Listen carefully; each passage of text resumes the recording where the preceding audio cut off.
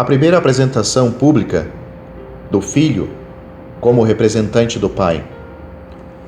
É importante notar o caráter no qual o Filho se apresentou publicamente como representante do amoroso coração do Pai.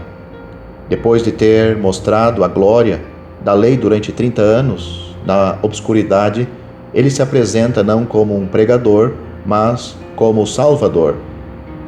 Não como um exemplo, mas como um sacrifício. Não como o homem de Deus, mas como o Cordeiro de Deus, aquele que tira o pecado do mundo. Pouco antes, aqueles que se batizavam com o batismo de João condenavam-se a si mesmos como pecadores e justificavam a Deus em sua sentença contra o pecado. Ainda é assim na experiência de todo aquele que é salvo. Mas como tirar o pecado?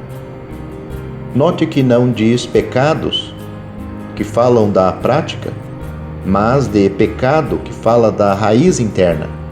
Nenhuma ordenança conseguiu tirar o pecado. Se o pecado tem de ser tirado, é Ele, Cristo, e só Ele que deve fazer isto.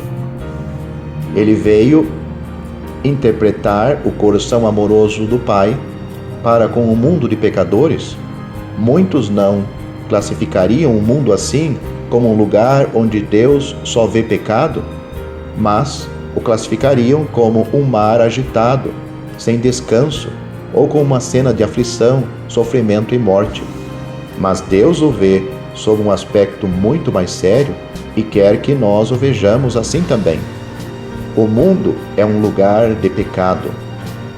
A apresentação de Jesus como Cordeiro de Deus que tira o pecado do mundo, como Cordeiro providenciado por Deus em contraste com as centenas de cordeiros sacrificados no passado nos altares de Israel, não era só um indivíduo familiar ou para a nação, como era então, mas acrescenta algo inimaginável para a mente judaica.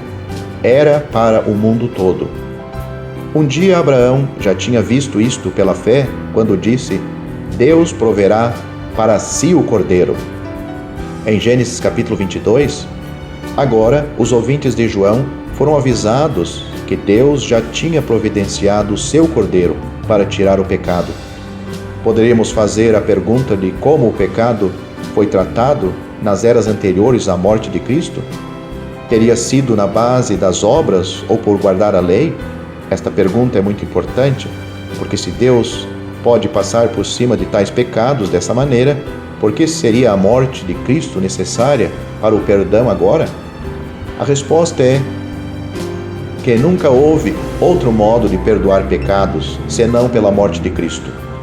Hoje a fé salvadora volta-se para a cruz, que é no passado. Naquele tempo, voltava-se para o futuro, o sacrifício de Cristo. O sacrifício de animais serviam para fortalecer a fé do pecador. Cada sacrifício era como um dedo apontando para o Calvário. O Evangelho começou no céu com o próprio Pai, assim como a descrição do tabernáculo começa com o lugar santíssimo, que é uma figura da habitação de Deus. Isto prova que o homem não tinha condições de dar um passo em direção a Deus. Assim como a nuvem aparecia fora do lugar santíssimo, assim o Filho, o representante do Pai, apareceu aqui. Veio habitar no meio dos homens, no pátio onde o sacrifício era feito. Até o capítulo 12 do Evangelho de João, nós o vemos no pátio em figura.